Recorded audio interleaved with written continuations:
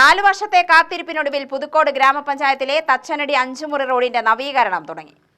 തച്ചനടിക്ക് സമീപം കലുങ്ക് നിർമ്മാണമാണ് ഇപ്പോൾ നടക്കുന്നത്. ഇതേ തുടർന്ന് ഇതുവഴിയുള്ള ഗതാഗതം നിരോധിച്ചിട്ടുണ്ട്. 30 ദിവസത്തിനുള്ളിൽ കലുങ്ക് നിർമ്മാണം പൂർത്തിയാകുമെന്നും കലുങ്കിന്റെ പണികൾ കഴിഞ്ഞാലുടൻ ഭാഗികമായി ഗതാഗതം പുനഃസ്ഥാപിക്കും, തുടർന്ന് ടാറിംഗ് ആരംഭിക്കുമെന്നും പുതുക്കോട് ഗ്രാമപഞ്ചായത്ത് പ്രസിഡന്റ് ഹസീന പറഞ്ഞു. പുതുക്കോട് ഗ്രാമപഞ്ചായത്തിലെ 5 മുറി തോട്ടുപാലം റോഡ് ജലജീവ മിഷൻ പദ്ധതിക്ക് പൊളിച്ചതിനാൽ ഏറെ തകർന്ന് കിടക്കാൻ തുടങ്ങിയിട്ട് 1-2 വർഷമായി. പഞ്ചായത്തിന് ഫണ്ട് കുറവായതിനാൽ 1 കോടി രൂപ വെച്ച് ചെയ്യാനുള്ള ഒരു സാമ്പത്തിക സ്ഥിതി പഞ്ചായത്തിനുണ്ടായിരുന്നില്ല. അതിനാൽ ബജറ്റ് വിഹിതം 1 കോടി രൂപ നമുക്ക് അനുവദിച്ചു കിട്ടാൻ ഒരുപാട് സാങ്കേതിക പ്രയാസങ്ങളുണ്ടായിരുന്നു. അതെല്ലാം തരണം ചെയ്ത് ഇന്ന് പണി ആരംഭിച്ചിരിക്കുകയാണ്. ഏകദേശം 1 മാസത്തിനകം തന്നെ റോഡ് പൂർവ്വസ്ഥിതിയിലാക്കി BMBC നിലവാരത്തിലുള്ള റോഡ് ജനങ്ങൾക്ക് തുറന്നു കൊടുക്കാനുള്ള തയ്യാറെടുപ്പ് തുടങ്ങിക്കഴിഞ്ഞിരിക്കുകയാണ്. ഇതിൻ്റെ പേരിൽ നമ്മളൊരു സർവകക്ഷി യോഗം വ്യാപാരി വ്യവസായി ജനപ്രതിനിധികൾ മറ്റ് രാഷ്ട്രീയ പാർട്ടി പ്രതിനിധികളെ ഉൾപ്പെടുത്തി ഒരു കമ്മിറ്റി രൂപീകരിച്ചിട്ടുണ്ട്.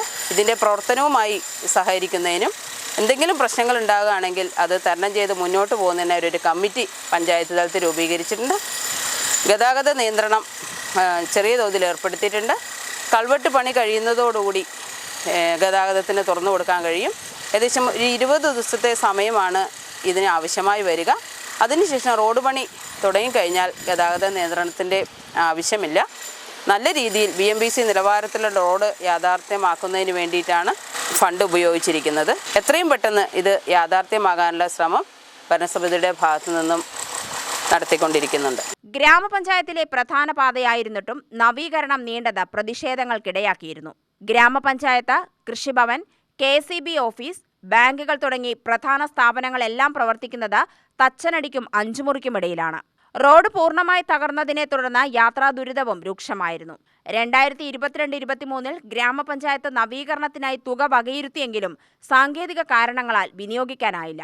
തുടർന്ന് PP സുമോദ് MLA 2023-24 ബജറ്റിൽ നിർദ്ദേശം വയ്ക്കുകയും 1 കോടി രൂപ നീക്കിവെക്കുകയുമായിരുന്നു. Kerala electrical and allied engineering agency മുഖാന്തരമാണ് ജോലികൾ ചെയ്യുന്നത്. ഏപ്രിൽ മാസത്തോടെ ടാറിംഗ് പൂർത്തിയാക്കുകയാണ് ലക്ഷ്യം.